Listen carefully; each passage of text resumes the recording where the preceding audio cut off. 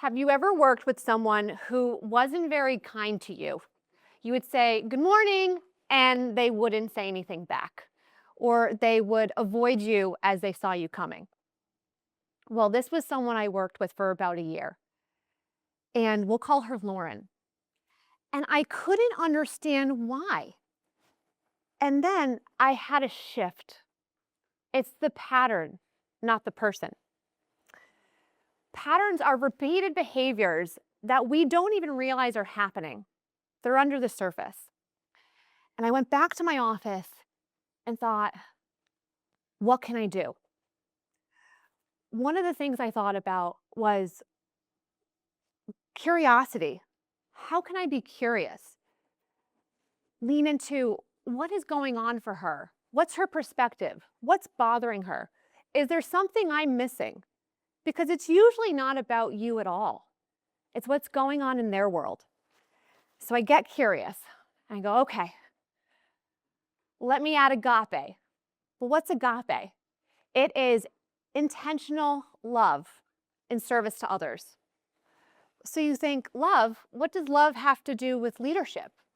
Well, as Tina Turner would say, what's love got to do with it? Turns out a lot. So I want you to think about that leader that meant something to you, that brought value to you. Right? They believed in you before you believed in yourself. They would show up when you needed someone to talk to, that respect. Right? So think of that person. That's agape. It's showing up with patience, with radical advocacy, with care. That is what leadership is about, leading with care. So I start to think about, well, it's the patterns, right? It's that subconscious piece that are playing out. And I think, well, if I'm having this experience with Lauren, I'm likely someone's Lauren in their story. Let that sink in. Right? We all have separate realities. So I have this time for 8 months. I am trying. I am being curious. I am practicing agape. And I had this defining moment. She comes in and she starts sharing her story of her Disney experience with her family. And I was like, gosh, I broke through. She pulls out her phone. She shows me pictures of the rides, of the memories she made and she created with her family. And it wasn't the colleague I was struggling with anymore. It was someone who shared something that mattered with her. She may not even have noticed that we had a dynamic change. I also changed.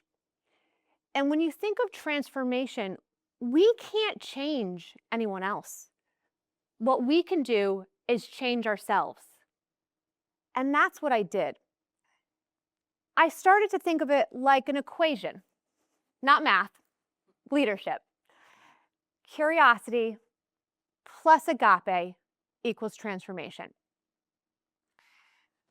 So you think about the patterns, the curiosity, the transformation, right? Transformation, we think it can be a strategy. It can be a skill. It can be a framework. In all reality, it's the patterns that lead that transformation.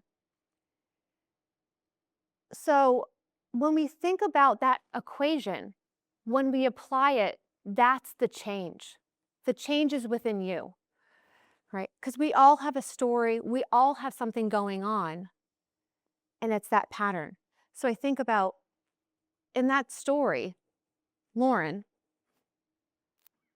it changed everything. It changed the team, it changed the dynamic, it changes the opportunities. And it changes the next generation because we pass on those patterns. We have the opportunity to change that. So applying that formula, that equation, curiosity, you get curious, you find out what's going on.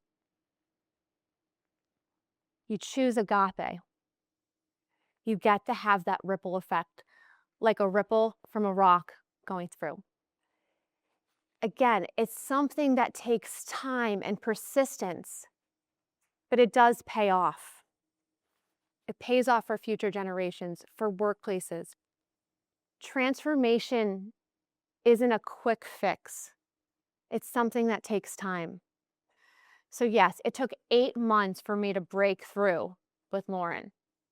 And I am so glad it did, because she was someone that she didn't realize the impact she had on me.